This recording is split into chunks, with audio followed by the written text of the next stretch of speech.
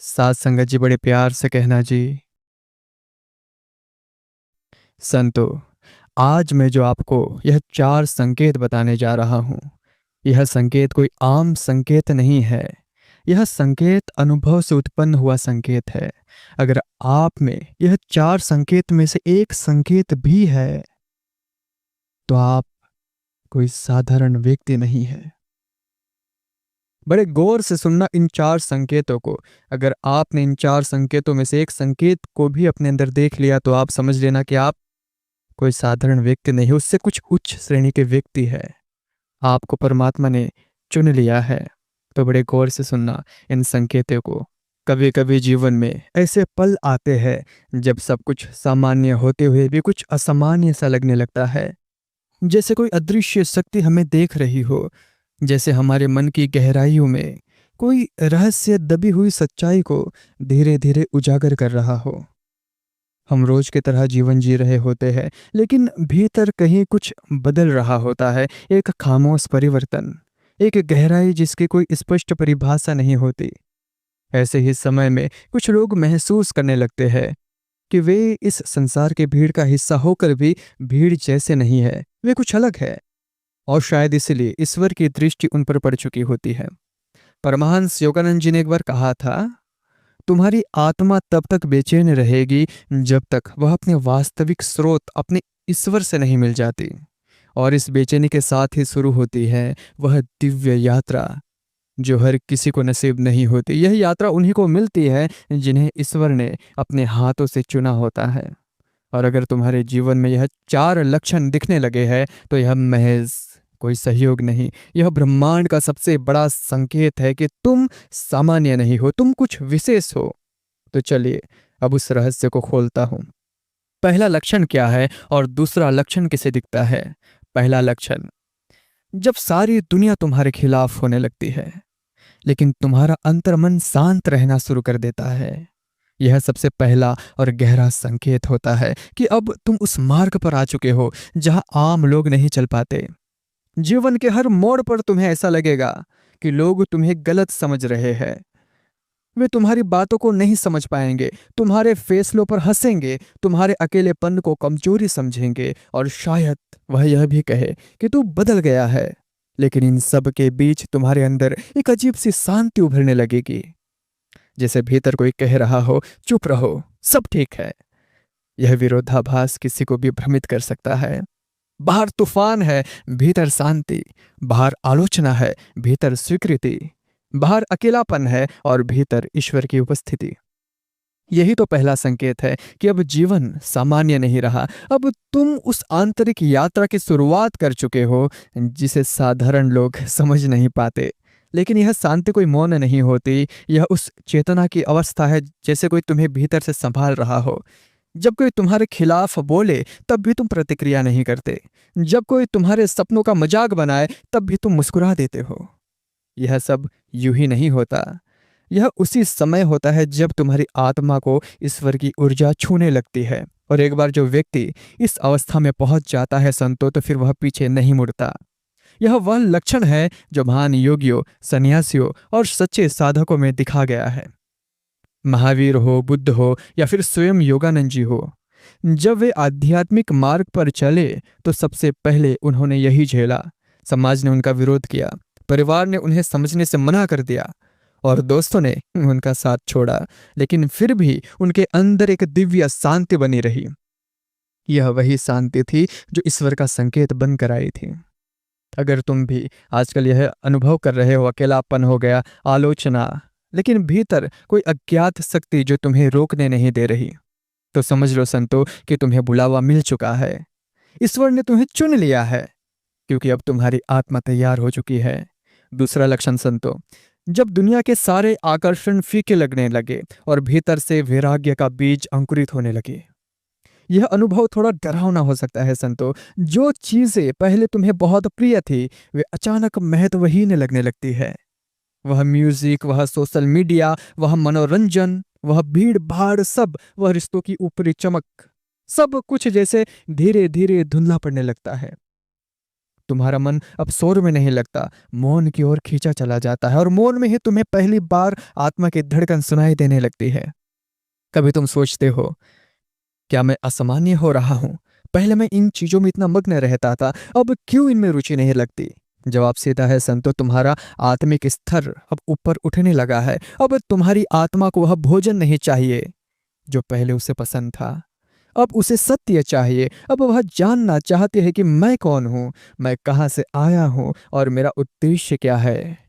वैराग्य का मतलब सिर्फ संसार को त्यागना नहीं होता संतो, बल्कि संसार की असलियत को पहचानना होता है। और जब यह पहचान भीतर से उगने लगती है तो व्यक्ति को कोई गुरु नहीं बताता कि अब तू संत बन चुका है। स्वयं ब्रह्मांड उसे स्पर्श करता है और वह अनुभव होने लगता है।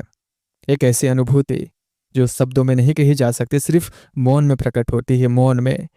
योगानंद जी ने एक बार लिखा था कि जब आत्मा का परमात्मा से मिलन समीप होता है संतो, तब भोगों की मिठास अपने आप फीकी पड़ने लगती है, और यह फीकी मिठास सी असली वैराग्य है संतो। यह वह अवस्था है संतो जब तुम खुद से पूछते हो, क्या यह सब कुछ असली है? क्या मैं अब तक भ्रम में जी रहा था? और तभी भीतर से एक उत्तर आता है संतो, अब जागो, अब समय आ गया है। ऐसे में बहुत लोग डर जाते हैं, क्योंकि यह लक्षण उन्हें अलग कर देता है दुनिया से। लेकिन सच्चाई यही है संतों कि ईश्वर जिन्हें चुनते हैं उन्हें पहले संसार से अलग करते हैं, ताकि वह भीतर जा सके, ताकि वे एकांत से प्रेम करना सीख सके, ताकि जब वह पुनः लौटे तो वे संसार को बदलने आए, ना कि उसमें खो जाने। अगर आपको भी लगता है कि अब किसी चीज में मन नहीं लगता, वह जोश, वह उत्तेजना अब नहीं रही, अब केवल मौन अच्छा लगता है संतो, तो फिर किताबें, ध्यान, एकांत और आत्मचिंतन, अगर यही सब तुम्हें खींच रहा है संतो, तो जान लो यह सहयोग नहीं है। यह वैराग्य तुम्हारे भीतर यूं ही नहीं आया संतो, यह साक्षात ईश्वर का बुलावा है। तीसरा लक्षण, जब जीवन में बिना किसी चेतावनी के सब कुछ बदलने लगता है। यह वह समय होता है संतो जब आपकी दुनिया जैसे पलट जाती है। वह रिश्ते जो कभी आत्मा से गहरे लगने लगते थे, एक एक कर आपसे दूर होने लगते हैं। जिन लोगों के बिना एक समय पर आप सोच भी नहीं सकते थे, वे अचानक आपको अजनबी जैसे लगने लगते हैं। कुछ अपने तो ऐसे बर्ताव करने लगते हैं संतो जैसे मानो आप उनके जीवन में कभी थे ही नहीं। और सबसे आश्चर्य की बात यह होती है संतो कि इन सब के लिए आपने कुछ भी नहीं किया होता, ना कोई लड़ाई, ना कोई विवाद, फिर भी जीवन ऐसे करवट लेता है संतो कि सब कुछ छूटता चला जाता है। शुरुआत में इस बदलाव को समझना बहुत कठिन होता है संतो। दिल बार बार पूछता है, ऐसा क्यों हो रहा है? क्या मैंने कुछ गलत किया? लेकिन जवाब कहीं नहीं मिलता। आपको अकेला छोड़ दिया जाता है, उस सन्नाटे में जहां कोई आवाज नहीं होती, सिर्फ एक मौन होता है। लेकिन वही मौन धीरे धीरे तुम्हारा मार्गदर्शक बन जाता है। तुम जब ध्यान से इस स्थिति को देखने लगते हो तो एक बात समझ में आने लगती है कि यह खालीपन ईश्वर की एक योजना है। वह तुम्हें दुनिया से काट नहीं रहा, बल्कि दुनिया के भ्रम से मुक्त कर रहा है। योगानंद जी ने एक स्थान पर लिखा था कि जब आत्मा ईश्वर की ओर बढ़ने लगती है तो वह हर उस चीज को पीछे छोड़ देती है जो उसे नीचे खींचती है, और यह बदलाव संतोषी प्रक्रिया का हिस्सा होता है। तुम्हारी पुरानी दुनिया को धीरे धीरे गिराया जाता है संतो, ताकि एक नई चेतना का मंदिर खड़ा किया जा सके।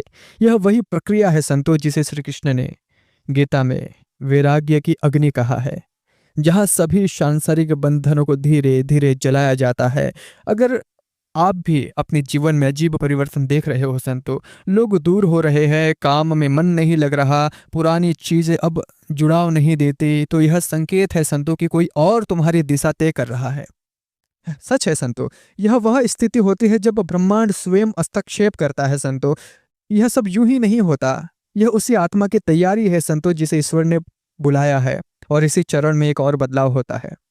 तुम अपने दुखों को शिकायत की तरह नहीं, संकेत की तरह देखने लगते हो।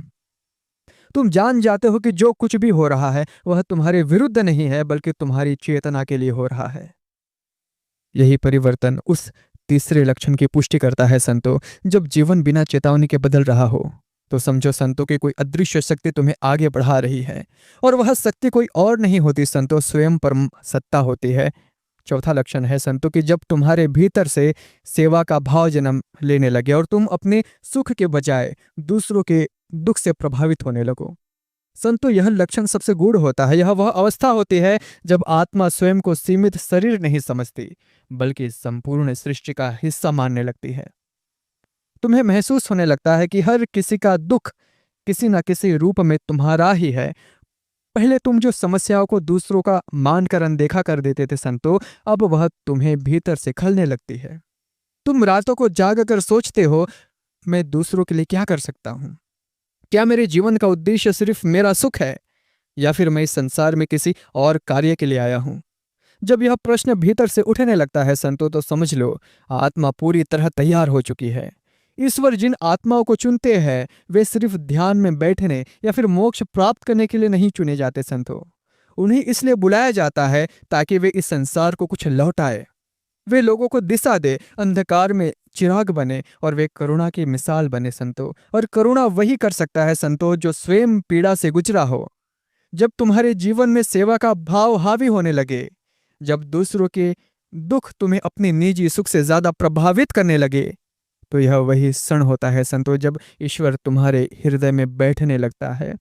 तुम अब किसी संप्रदाय या फिर धर्म के अनुयायी या फिर किसी मिशन के अनुयायी नहीं बनते। तुम एक चलती फिरती ऊर्जा बन जाते हो, एक माध्यम बन जाते हो, एक सेतु बन जाते हो। परमानंद योगानंद जी ने एक बार कहा था, ईश्वर तक पहुंचने का सबसे सुंदर मार्ग है दूसरों की सेवा। यह सेवा कोई प्रचार नहीं संतो, कोई दिखावा नहीं है, बल्कि एक आंतरिक खिंचाव होती है। तुम चाह कर भी नहीं रुक सकते। जब कोई दुखी हो तो तुम्हारे हाथ खुद उसकी मदद के लिए बढ़ जाते हैं। जब कोई अंधेरे में भटक रहा हो तो तुम्हारा दिल खुद उसके लिए रोशनी खोजने लगता है। यही तो वह दिव्यता है संतो जो ईश्वर अपने चुने हुए आत्माओं में भरते हैं। अगर तुम्हारे अंदर यह परिवर्तन शुरू हो चुका है संतो, अगर तुम्हें अब दूसरों की पीड़ा देखकर चैन नहीं आता, अगर तुम्हें लगता है कि तुम्हें किसी बड़े उद्देश्य के लिए भेजा गया है, अगर तुम्हारा दिल अब सिर्फ अपने लिए नहीं धड़कता, दूसरों के लिए धड़कता है, तो समझ लो संतो कि चौथा लक्षण प्रकट हो चुका है। अब तुम्हारा जीवन सिर्फ तुम्हारा नहीं रहा संतो, अब यह ईश्वर की संपत्ति बन चुकी है। और अब इन चारों लक्षणों को जानने के बाद एक बात तो साफ हो जाती है संतो कि यह जीवन कोई सहयोग नहीं है।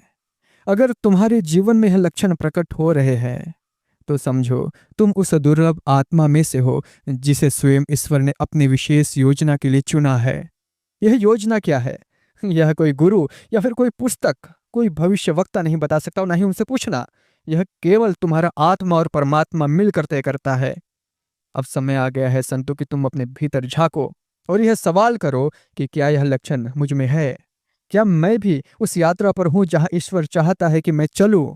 अगर हाँ संतो, तो अब तुम रुक नहीं सकते। अब तुम्हें पीछे मुड़कर देखने की जरूरत नहीं है संतो। अब तुम्हारा हर एक कदम एक आशीर्वाद है और तुम्हारा मौन भी एक संदेश। संतो, अगर यह चार लक्षण में से एक भी लक्षण तुम्हारे जीवन में है तो इस मार्ग पे आगे बढ़ो, इन चारों लक्षण को अपने जीवन में उतारो संतो। और अगर कहने और समझाने में कोई त्रुटि हो तो दास को क्षमा करना, बड़े प्यार से कहना चाहिए।